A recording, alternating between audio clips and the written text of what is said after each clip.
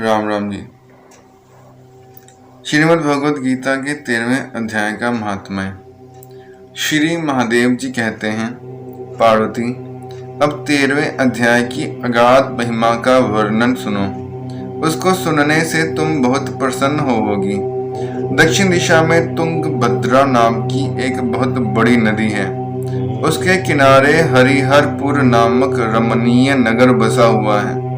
वहाँ हरिहर नाम से साक्षात भगवान शिव विराजमान हैं, जिनके दर्शन मात्र से परम कल्याण की प्राप्ति होती है।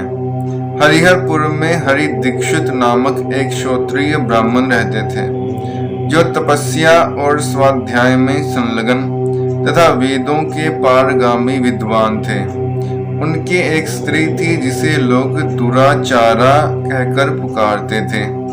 इस नाम के अनुसार ही उसके कर्म भी थे। वह सदा पति को कुवाच्य कहती थी। उसने कभी भी उनके साथ शयन नहीं किया। पति से संबंध रखने वाले जितने लोग घर पर आते उन सबको डांट बताती और स्वयं कामोन्नत होकर निरंतर व्यभिचारिणियों के साथ रमन किया करती थी। एक दिन नगर को इधर उधर आते जाते हुए प्रवासियों से भरा देख उसने निर्जन एवं दुर्गम वन में अपने लिए संकेत स्थान बना लिया। एक समय रात में किसी कामी को ना पाकर वह घर के किवाड़ खोल नगर से बाहर संकेत स्थान पर चली गई। उस समय उसका चित्त काम से मोहित हो रहा था। वह एक एक कुंज में तथा प्रत्येक वृक्ष के नीचे जा जाकर किसी प्रियतम की खोज करने लगी, किंतु उन सभी स्थानों पर उसका परिश्रम व्यर्थ गया। उसे प्रियतम का दर्शन नहीं हुआ। तब वह उस वन में नाना प्रकार की बातें कहकर विलाप करने लगी। चारों दिशाओं में घूम घूम कर वियोग जनित विलाप करती हुई उस स्त्री की आवाज सुनकर कोई सोया हुआ बाघ जाग उठा और उछलकर उस स्थान पर पहुंचा जहां वह रो रही थी। उधर वह भी उसे आते देख किसी प्रेमी की आशंका से उसके सामने खड़ी होने के लिए ओट से बाहर निकल आई। उस समय व्याघ्र ने आकर उसे नख रूपी बाणों से प्रहार से पृथ्वी पर गिरा दिया। इस अवस्था में भी वह कठोर वाणी में चिल्लाती हुई पूछ बैठी, अरे बाघ, तू किस लिए मुझे मारने को यहाँ आया है? पहले इन सारी बातों को बता दे, फिर मुझे मारना। उसकी यह बात सुनकर प्रचंड पराक्रमी व्याघ्र क्षण भर के लिए उसे अपना ग्रास बनाने से रुक गया और हंसता हुआ सा बोला, दक्षिण देश में मलापहा नाम का एक नदी है। उसके तट पर मुनिपर्णा नगरी बसी हुई है। वहां पंचलिंग नाम से प्रसिद्ध साक्षात भगवान शंकर निवास करते हैं। उसी नगरी में मैं ब्राह्मण कुमार होकर रहता था। नदी के किनारे अकेला बैठा रहता और जो यज्ञ के अधिकारी नहीं हैं उन लोगों से भी यज्ञ कराकर उनका अन्न खाया करता था। इतना ही नहीं, धन के लोभ से मैं सदा अपने वेद पाठ के फल को भी बेच दिया करता था। मेरा लोभ यहाँ तक बढ़ गया था कि अन्य भिक्षुओं को गालियां देकर हटा देता और स्वयं दूसरों को नहीं देने योग्य धन भी बिना दिए ही हमेशा ले लिया करता था। ऋण लेने के बहाने मैं सब लोगों को छला करता था। तदंतर कुछ काल व्यतीत होने पर मैं बूढ़ा हुआ। मेरे बाल सफेद हो गए, आंखों से सूझता ना था और मुंह के सारे दांत गिर गए। इतने पर भी मेरी दान लेने की आदत नहीं छूटी।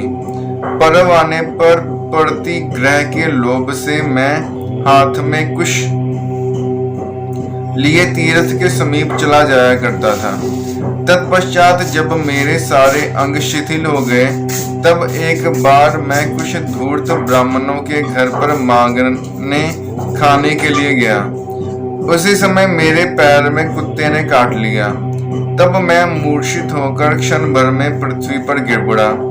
मेरे प्राण निकल गए, उसके बाद मैं इसी व्याघ्र योनि में उत्पन्न हुआ। तब से इस दुर्गम वन में रहता हूँ तथा अपने पूर्व पापों को याद करके कभी धर्मनिष्ठ महात्मा, यति, साधु पुरुष तथा सती स्त्रियों को मैं नहीं खाता। पापी, दुराचारी तथा कुलटा स्त्रियों को ही मैं अपना भक्ष बनाता हूँ। अतः कुलटा होने के कारण तू अवश्य ही मेरा ग्रास बनेगी। यूं कहकर वह अपने कठोर नखों से उसके शरीर के टुकड़े टुकड़े करके खा गया। इसके बाद यमराज के दूत उस पापिनी को संयमनीपुरी में ले गए। वहां यमराज की आज्ञा से उन्होंने अनेकों बार उसे विष्ठा, मूत्र और रक्त से भरे हुए भयानक कुंडों में गिराया। करोड़ों कल्पों तक उसमें रखने के बाद उसे वहां से लाकर 100 मनवंतरों तक रौरव नरक में रखा। फिर चारों ओर मुंह करके दीन भाव से रोती हुई उस पापिनी को वहां से खींचकर दहनानन नामक नरक में गिराया।